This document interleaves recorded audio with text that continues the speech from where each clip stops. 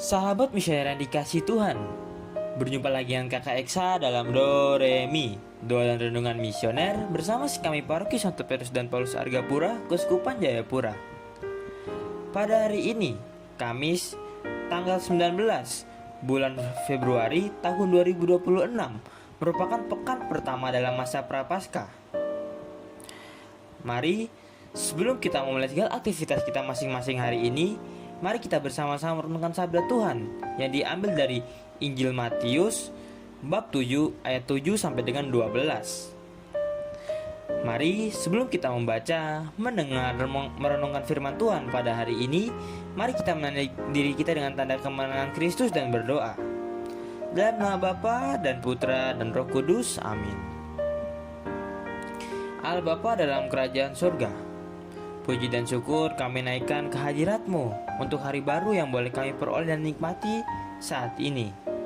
Terima kasih ya Tuhan untuk penyertaan-Mu sepanjang istirahat malam kami. Terima kasih untuk nafas kehidupan yang masih Tuhan berikan kepada kami. Terima kasih juga untuk hari baru yang Tuhan berikan kepada kami, sehingga kami hari ini dapat bangun dengan keadaan sehat dan tubuh yang baik. Ya Bapa, sekarang kami hendak duduk diam, mendengar dan meresapkan sabda-Mu. Curahkanlah Roh Kudus-Mu ke dalam hati kami, agar setiap sabda yang kami dengar mampu kami laksanakan dalam tugas dan perusahaan kami sepanjang hari ini. Tambahkanlah juga iman percaya kami terhadap-Mu, agar dalam kehidupan ini kami tidak mudah terpengaruh oleh hal-hal yang menjauhkan kami dari kasih-Mu. Ya Allah, terpujilah nama-Mu, Bapa, Putra, dan Roh Kudus, kini dan sepanjang segala masa. Amin. Tuhan beserta kita sekarang dan selama-lamanya. Inilah Injil suci menurut Matius. Dimuliakanlah Tuhan. Dalam khotbah di bukit, Yesus berkata kepada murid-muridnya, "Mintalah, maka kamu akan diberi. Carilah, maka kamu akan mendapat. Ketuklah, maka pintu akan dibukakan bagimu. Karena setiap orang yang meminta akan menerima. Setiap orang yang mencari akan mendapat, dan setiap orang yang mengetuk, baginya pintu akan dibukakan. Adakah seorang daripadamu yang memberi batu kepada anaknya jika ia meminta roti? Atau memberi ular jika ia meminta ikan? Jadi, jika kamu yang jahat tahu memberi yang baik kepada anak-anakmu, apalagi Bapamu yang ada di surga, maka Ia akan memberikan yang baik kepada mereka yang meminta kepadanya. Segala sesuatu yang kamu kehendaki supaya orang berbuat kepadamu, perbuatlah demikian juga kepada mereka. Itulah isi seluruh hukum Taurat dari kitab para nabi." Demikianlah sabda Tuhan, terpujilah Kristus. Sahabat missioner yang dikasihi Tuhan, dalam bacaan Injil kali ini, Yesus menyampaikan ajaran yang penuh penghiburan sekaligus tuntunan hidup yang nyata. Ia berkata, "Mintalah, maka kamu akan diberi. Carilah, maka kamu akan mendapat. Ketuklah, maka pintu akan dibukakan bagimu." Kata-kata ini menunjukkan bahwa Allah bukanlah pribadi yang jauh dan sulit dijangkau, melainkan Bapa yang dekat dan penuh kasih. Ia dapat mendengarkan setiap doa anak-anaknya dan memperhatikan kebutuhan mereka. Yesus menegaskan hal ini dengan perbandingan sederhana. Seorang ayah di dunia tidak mungkin memberikan batu kepada anaknya yang meminta roti. Jika manusia yang terbatas saja tahu memberi yang baik, terlebih lagi Bapa di surga akan memberikan yang terbaik bagi mereka yang berharap kepadanya. Namun, ajakan untuk meminta, mencari, ataupun mengetuk bukan berarti kita memperlakukan doa seperti daftar permintaan yang harus segera dipenuhi. Yesus mengundang kita untuk memiliki iman yang tekun dan penuh kepercayaan. Dalam kehidupan nyata, tidak semua doa dijawab sesuai harapan.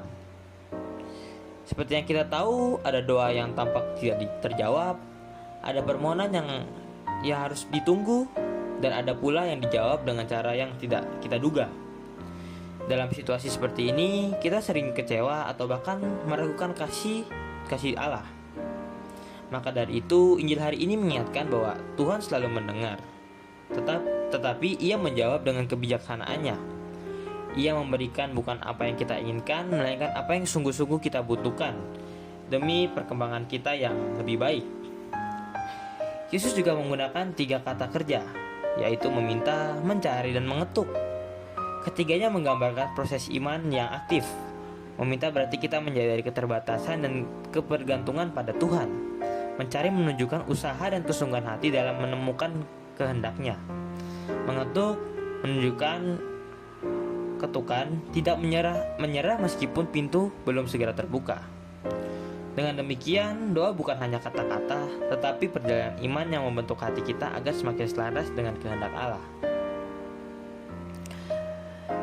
Bagian akhir Injil ini juga menegaskan prinsip yang sangat mendasar, yang sering disebut sebagai hukum emas, yaitu segala sesuatu yang kamu kehendaki supaya orang berbuat kepadamu, berbuatlah demikian juga kepada mereka. Dari kutipan ini, kita dapat mengetahui bahwa relasi dengan Tuhan tidak bisa dipisahkan dari relasi dengan sesama.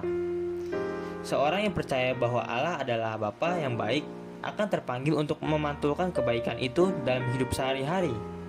Doa yang tulus seharusnya tidak berhenti pada permohonan pribadi, namun juga dapat menghasilkan hati yang lebih peka terhadap orang sekitar, lebih sabar menghadapi perbedaan, dan lebih murah hati dalam memberi. Seringkali kita ingin dipahami, dihargai, ataupun diperlakukan dengan baik. Namun, Yesus mengajak kita untuk mengambil langkah pertama yang baik, yaitu memberi perhatian sebelum menuntut perhatian, mengampuni sebelum meminta pengampunan, ataupun mengasihi tanpa syarat, seperti Bapa mengasihi kita. Dengan demikian, iman tidak hanya menjadi pengalaman pribadi, tetapi kesaksian nyata yang membawa damai dan kebaikan bagi lingkungan sekitar.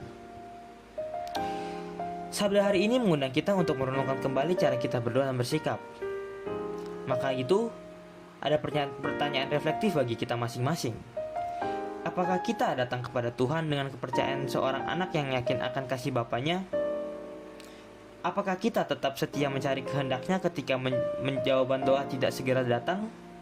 Dan apakah kita sudah memperlakukan orang lain sebagaimana kita ingin diperlakukan? Jawabannya ada pada diri kita masing-masing. Mari kita senantiasa menghadirkan Allah dalam setiap langkah hidup kita, dengan segala keberadaan kita, serta kita dapat memberikan kasih dan kebahagiaan kepada semua orang. Amin. Mari sahabat misioner yang dikasihi Tuhan, kita bersama-sama menutup permohonan kita hari ini dengan bersama-sama berdoa dengan doa anak misioner Indonesia. Doa anak misioner Indonesia. Dalam nama Bapa dan Putra dan Roh Kudus. Amin. Tuhan Yesus, Engkau diutus Bapa menjadi berkat bagi dunia dan menjadi juru selamat bagi manusia. Utuslah kami anak-anak dan remaja misioner di Indonesia untuk menjadi sahabat yang kuat bagi yang lemah, sahabat yang rela berkorban bagi yang menderita payah, sahabat penghibur bagi yang sakit dan gelisah. Tuhan Yesus, kami pun ingin menjadi utusan-utusan kecil-Mu, teman setia bagi yang tersingkir dan terlantarkan, teman bicara bagi yang kesepian dan terlupakan, sobat yang gembira bagi yang sedih dan susah, sobat penuh penghargaan bagi yang tak dicintai. Tuhan Yesus, utuslah kami ini dengan bantuan Roh Kudus-Mu menjadi garam dan ragi yang baik, menjadi terang dan obor yang cemerlang, membawa kegembiraan dan pengharapan. Tuhan Yesus, kuduskanlah badanku dan kuduskanlah jiwaku. Kupersembahkan diriku padamu hari ini. Berkatilah semua anak dimanapun, berkatilah semua orang yang kami jumpai, siapapun mereka. Amin. Sahabat misioner yang dikasihi Tuhan, sampai di sini dulu doanya pada pagi hari ini. Semoga kita mau menjadi pelaku sabda Tuhan yang baik, dan semoga kita senantiasa dibimbing, dilindungi, dan diberkati oleh Allah Bapa yang Maha Kuasa, dalam nama Bapa dan Putra dan Roh Kudus. Amin. Selamat beraktivitas untuk hari ini. Sampai berjumpa kembali dalam Do Re Mi selanjutnya. Tuhan Yesus memberkati kita.